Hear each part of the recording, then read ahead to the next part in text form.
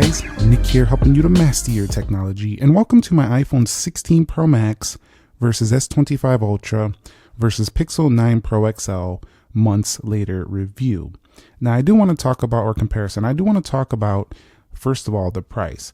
Which one has the best price? That's the Google Pixel 9 Pro XL. It comes in at less than both of these phones, so it does have the lowest price tag of all three of these, while still retaining a premium feel, but it's still not cheaper than some of the competition, like OnePlus, for example, has some cheaper phones. You'll find much cheaper phones, and Google also has the 9A coming in April, so if you want a cheaper Pixel, you can get that as well. Which one has the best trade-in? So the best trade-ins over these months have been the Samsung Galaxy S25 Ultra, especially at pre-order. If you missed the pre-order boat, then you missed the best incentives. But they sometimes do launch spring sales, summer sales. You'll see them like around Black Friday. You'll see things like this throughout the year, Labor Day, whatever. You'll get more of these insane discounts on the Samsung S line of phones. So if you just wait a little bit, you might get those again. But usually you get instant trade-in discounts, and if you have a phone to trade in, like a flagship phone, for example, you'll get this for substantially less if you wanted to do an upgrade versus these two over here. They, of course, do have trade-in values as well, but they're not instant discounts, so you'll have to wait to get your refund, which can take quite some time unless you go directly into a store, like for the iPhone, and get yourself, that trade-in discount instantly. So that's the best way you can do that there. Now, which one feels the best to hold? We're talking about the bodies of all these phones. I gotta say it's the Google Pixel 9 Pro XL. It has the more narrow display amongst these three. It also does have very smooth edges in the corner. And this camera bar actually lets you hold your finger like that to kind of grip it really well. So for me, the Google Pixel 9 Pro XL wins it out when it comes to the best feel in the hand for like holding it. It just feels the best to me of these three right here. However, that camera bar does kind of give it a place to stand on the table, and because it's flat, you can see it doesn't really rock anywhere, versus this one will rock, and this one rocks a little bit as well. So the camera bar, while unique, also gives you a place to rest your finger, but generally I would say of these three, the Pixel is the best to feel to hold in the hand. That would be followed up by the 16 Pro Max, just because of the curved corners as well, or the not curved corner, but you could see these rounded corners definitely. This one's kind of heavy though. And then lastly, because of the shape of this phone, it's still rectangular. Even though they smoothed out the edges, it's still easier to hold now with the flat edges. Just the shape makes this to me the least ergonomic of the three. So I'd get the S25 Plus if you're looking for this nicer feel in the hand. While this doesn't dig into the corners of your palm like the S24 Ultra, it's definitely not the best feel in the hand of these three. So months later, if we're looking for the most premium design, I'm going to call that a two-way tie between the Samsung and the iPhone. Mostly because they use titanium builds, and I might argue that the iPhone is slightly nicer because it doesn't have any 5G antennas on the body like this one has right here. But the Samsung does have a better front look, I feel like, with the small punch hole. The iPhone kind of looks a little bit old with its older camera design, but the Samsung's been using this kind of like vertical camera array for a while as well, so it's not like it's super new either. But generally, it's the materials and the feel. They just feel higher end than the Google Pixel 9 Pro XL over there. So definitely, I do have to say that if I was to pick one for the most premium feel, it's going to be between the iPhone or the Samsung Galaxy S25 Ultra. These are the top of the line, and they definitely feel it. They feel like pretty much the same overall with the materials and the build. Now, the reason I pushed the Pixel down a little bit is not because it's not a premium feeling phone. It's just it's using the shiny material that we had on some older phones before. And while it does look kind of snazzy, it looks pretty fancy, I just feel like it feels a little greasy on my fingertips, and it just doesn't feel as premium. The back camera bar also, sticks off the body quite a bit, and it gives it a unique look, but generally I feel like it just doesn't look super clean. Like, it would be nicer if it was integrated into the body, but generally this phone is the most premium feeling Pixel yet. I just think months later that I hold it and it just feels slightly less nice than these. And it's mostly down to one thing, the titanium. That's what makes these phones feel nicer. Although some people might prefer this kind of look, this shiny look. For me, I prefer a cleaner look because these I have to clean off a little bit more. Although this color doesn't really give me too much fingerprint issues. I would put the Pixel in a close third next to these two in terms of the premium feel. Now, the best display overall is going to Samsung, mostly because it has the best anti-reflective properties. It actually has the only one with like a truly anti-reflective display, and you don't need a screen protector to do that with this phone. They also sell the screen protectors that also have really good anti-reflective properties, but it's not just that. This phone has the highest density. It has very, very high, if we go over here to display, it has very high resolution. It has the ability to tweak that resolution. It has the most display modes you can tweak in terms of like vividness, natural, things of that sort, advanced settings. And I think Samsung used to have a little bit more, but it just feels like overall the best, like customizable, usable, huge panel here, 6.9. This one's also 6.9 on the iPhone, but because the Samsung does have super thin bezels as well as a punch hole that's smaller than the Pixels over here, this to me is the overall best screen. It feels like the most screen here. Like they're close, they're all close, but this feels like the biggest screen you're getting, the biggest and baddest screen you're getting of the three. So for me, if I had to pick one for display, Samsung takes the crown here of these three phones for sure. Now, when it comes to the best software experience, this has been very subjective. This is going to be very subjective depending on if you like Google experience, if you like the Samsung experience, if you like the iPhone experience. But from my experience, months later, I have to say the best overall software experience from my individual perspective here is going to be the iPhone because it has the most frequent and reliable updates.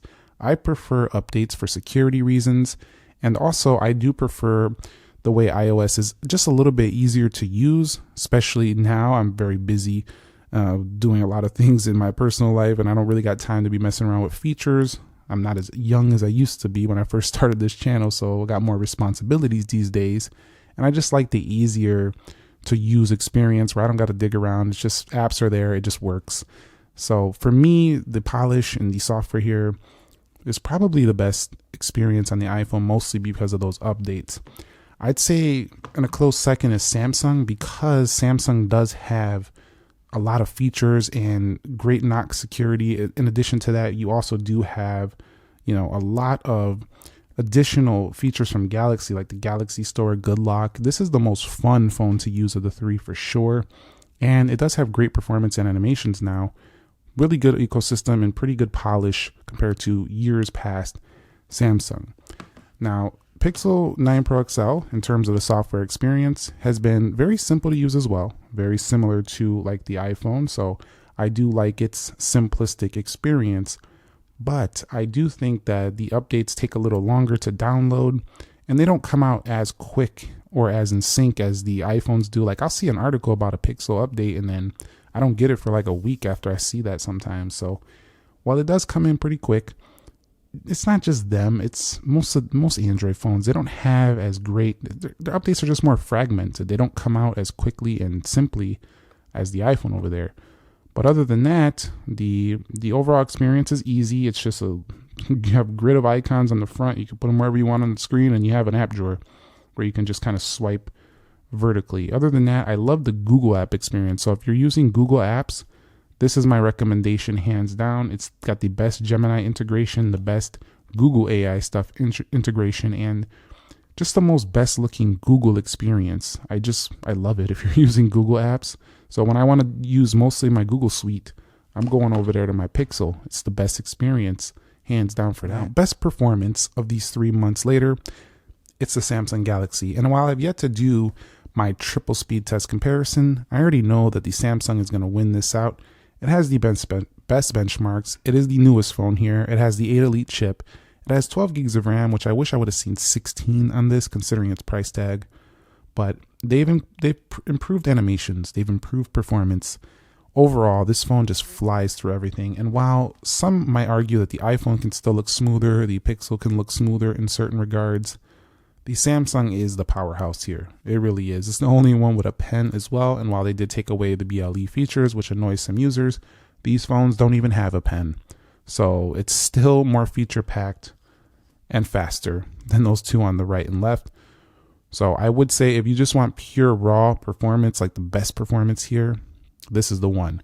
Also, it does have better heat management than both of those phones. So if I'm playing games, this is the one. So the best AI phone here is probably the Pixel when it comes to the Google integrated AI, and they are the ones really pushing and creating a lot of, AI based stuff. And because they're the ones who run basically Android, you are going to probably get the AI features first over here, but there is one that's going to take the crown over this because it also has those same features, but it also has its own suite, and that's going to be the Samsung over here. So while the Pixel has great AI features and it is kind of like leading on the cutting edge, Samsung is also on the cutting edge with their own Galaxy AI. So just like Samsung tends to include their own Samsung applications on top of Android, it does get a little convoluted because you have so many things on here, but Galaxy AI and Google's AI on board, because it's an Android phone after all, it's probably the Samsung for the most AI stuff. And it works pretty well. Most of these features in here work pretty well. But I think Google would be the one you would want if you want like the first updates to like new AI features, because like they're going to be the ones pushing out the new AI features for Android, and you'll probably be on your Pixel before the Samsung, but you're pretty set. And I would say that the iPhone has the worst AI here of the three. It's not horrible, like Apple Intelligence is pretty decent, but it's still very beta and it's not overly useful just yet. I also find the new Siri not to be quite as good as like the Gemini or the ChatGPT integration on the Android phones. That's just my personal experience. But I do like the visual intelligence feature. That's pretty awesome. And the writing tools are available on both Samsung and Apple. So definitely all of these phones are AI-based phones. They're all really good at that. But I don't think everybody is using those yet besides simple chatbots like Gemini and ChatGPT. So let me know your experience with it, which one you like. One thing I don't like about the Samsung is there are rumors they're going to be putting subscriptions on there. So that would be pretty lame. I don't think a lot of people are going to like that. So we'll see how that goes. But for now, I think Samsung is offering the most when it comes to months later. I have to say that if I was to pick one for photography, it's the Google Pixel 9 Pro XL.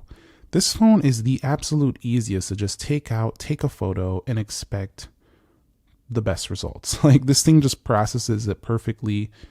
You don't have to know anything to use a Pixel phone with cameras. And I know that can be true also for the iPhone and Samsung, but those phones can tend to sometimes miss a shot or give you a little bit blurry. You have to take it again, or it just comes out weird. I feel like the Pixel is the smartest when it comes to knowing how to optimize the light, how to optimize the processing. It has the best overall camera in that area. It doesn't win for video though. It is pretty good, but it doesn't win in that department. That department goes to the iPhone. So if you want to use a phone just for pure video, pro video, this thing looks like a camcorder good, like a pro camcorder good. So I really do appreciate what the iPhone is capable of. It never really has a focusing issue. It doesn't matter which mode you're on. You can be in the ultra wide, you can be in the 1x, 2x, 3x. This is the camera you want if you're doing video, for sure. Also, you have action modes on all of these phones. That ability to take photos in motion, stuff like that. They all have features of that sort, but photography is subjective. The iPhone does a good job there as well, but video is where I'm really going to pick this one after months of using it. It does phenomenal here. And I'm changing my thoughts on the camera control. I love hitting this button now. I got used to it. It's like memory now. I go to other phones and I'm trying to click the button and it's not there. So I do love the camera control button. It's definitely useful for just popping out a quick photo without having to think twice about how to unlock the camera. You can also double click on these other Android phones to do the same. Where Samsung wins in the camera is the zoom and the versatility of features. So we have log recording, 10x zoom, 100 times zoom. Go over to more. You got expert raw, pro video, night mode, food, panoramic. I mean, the list goes on and on and on. Also in One UI 7, they have brought features a little bit down to make it easier to go ahead and operate the camera, and you never have to leave this camera. So overall, they do a good job in all these areas. I feel like they're the jack of all trades. They're not absolutely number one in anything except for zoom, but they do everything well. So if I had to pick only one camera of these three, I'm picking the Samsung. This is the phone I would pick if I only had one choice for one camera phone. It's this one because it doesn't lack any features. It has good video. It has great audio erasing features, like the iPhone had that first, but these are great as well. It has great zoom. It has log recording. It's just fantastic. It has macro modes as well. It has food modes. I mean, I can do literally every single thing that a pro camera can do basically on this phone. So this phone is the top dog when it comes to everything in the kitchen sink with the camera. So for that reason, I wouldn't want to give up anything. So I'm going to pick the Samsung as the overall best camera pick because it doesn't lack any feature. But if you really, really care about the highest quality photos, pick the Pixel, or the highest quality video possible. I do feel like the iPhone still can take the crown in that area. When I say highest quality, I'm talking about reliability, consistency of the focus, not the fact that the iPhone lacks 8K, because we can do 8K here, but nobody's uploading in 8K. Nobody's really watching 8K. And I don't think a lot of people are going to be using log because that's technically a great feature as well. But you can also do things of that similar nature with third-party apps that are well developed for the iOS experience. So let's move on to battery life. The best battery life here is going to go in this order. The Samsung S25 Ultra has the best battery life of these three. It also tends to charge pretty quick. I would say the fastest of these three. So this is the one I want for battery. It also has reverse wireless charging. It's not the best battery life I've seen. Like, I've seen other Android phones with better battery life, but this one is great. It really does last heavy all day use.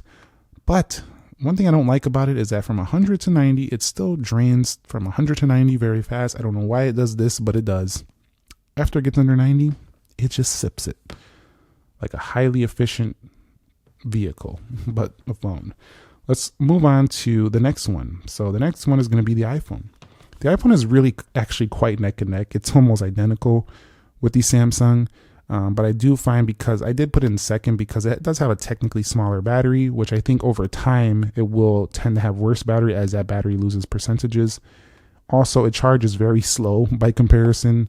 And it does have great standby, but the iPhone 16 Pro Max, depending on how you use it, like if you use a heavy camera or video, it can drain a little fast, but nothing like some of the older iPhones. This is one of the best iPhone battery experiences I've ever had since like 13 Pro Max. But the Pixel is by far and away not even close to these two in my experience. It definitely lasts a full day, but it's not like a heavy, like into the next day. These two phones over here do that. This one is pretty good, and it doesn't really have me looking for a charger too quickly, but when I'm using it heavy, it gets warm, and it definitely drains a little quicker than these two. That's just what I've experienced in my usage case with these three phones. And the best audio performance is going to the Samsung. It does have Dolby Atmos. It does actually have really good audio that comes out of both the bottom and the top. And by the way, the Samsung does have the SIM card tray you can put in there. So does the Google Pixel. It's at the bottom over here. So I really like both of these for allowing you to still use a regular SIM card. But the Samsung also wins in another area you might not have expected. Well, maybe you have, but the Samsung is actually the best phone of these three as well. So it has the best signal strength and the best 5G performance I found of these three phones. So if you're looking for the best phone as a phone for signal strength and reliability, it's this one. But you know, the people are still going to like their iMessage, are still going to like their FaceTime. So I don't think that's gonna sway anybody. I'm not trying to sway you. I'm just saying that's what I've experienced. This one has pretty good reception, but Samsung does better, and Pixel is in the third place in that experience for me.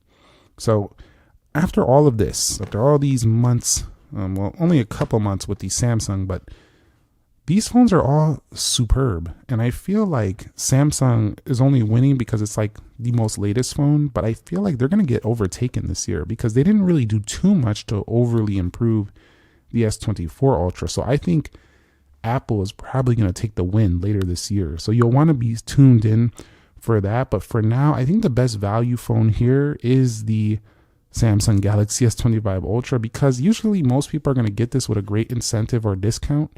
Plus, you get like the best specs. You get no sacrifices on the camera, no sacrifices in battery life. You get an S Pen. While it's not BLE, at least you have one. You get Samsung DeX. You get the ecosystem of Samsung, where you can get the Galaxy Watch, the tablets, the buds, all that. And usually those buds are cheaper than like AirPods Pros, even cheaper sometimes than the Google Pixel buds. The iPhone is probably the best long-term purchase because it has great resale value. It has really good long-term software support that gets it really quickly and reliably. So this is going to be, I think, the best long-term purchase. But at this point, you might as well wait for the 17 series for a longer-term investment into your phone. But the Google is doing the best when it comes to the AI stuff, the Gemini integration. And also, they've been up in their game with the premium feel. They're very much at the top of their game right now, but they need a better processor. It's just not as quick. They need better heat management. It definitely warms up more. And it's just the tensor. It's just not what I want in a phone. I want Snapdragon or something equivalently fast in the Pixel. I know people are going to say, well, it's optimized for the AI. I understand, but it just doesn't feel as quick as these other phones, which I like because I'm doing a lot, so I want to get things done quickly.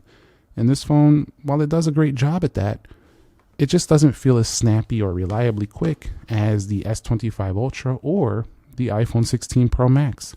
So that's how I'm going to put it. This is number 1, this is number 2, and this is number 3 after a few months of analyzing these products. Again, though, I do think Google might steal Samsung's thunder and Apple might steal Samsung's thunder by the end of this year, due to Samsung kind of putting out, I would argue, a slightly lazy update. So thumbs up if you enjoyed it, subscribe if you haven't already, and stay tuned for my later reviews and comparisons later this year, where we see what's to come versus the latest Samsung. I'll catch you on the next one. Nick here. Be sure to be well. Have a great day, and peace.